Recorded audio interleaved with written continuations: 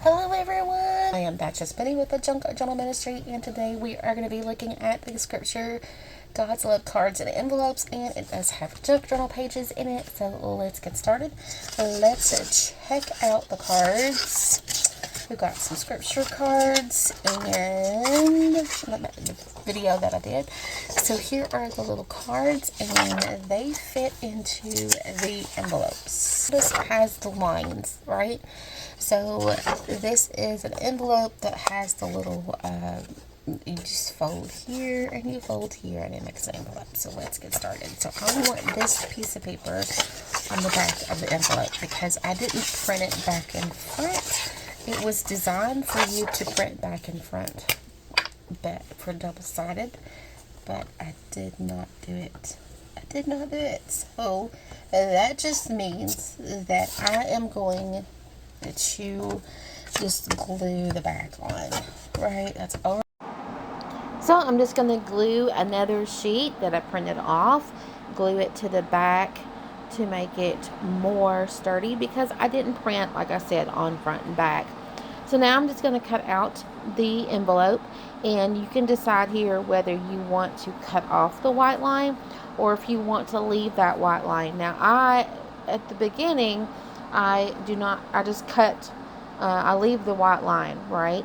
But when I started to fold, it was better if I cut the white line off and then distress. So you want to make sure that you leave your glue tabs and you leave your flap to seal the envelope.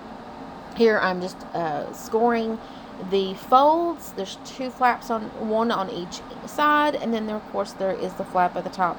Now the glue tabs are there. You do not need to cut those off. I did have to, like I said, trim this up because I did not cut that white line completely off.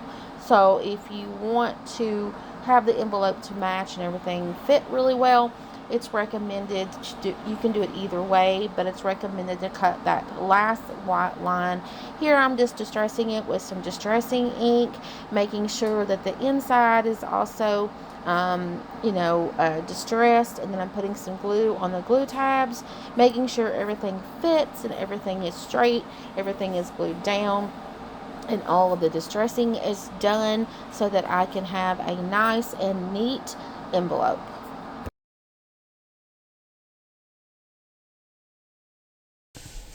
Okay, so here we go. We have the little girl and the little scripture card, and then inside of the envelope we have the scripture and the little girl that matches.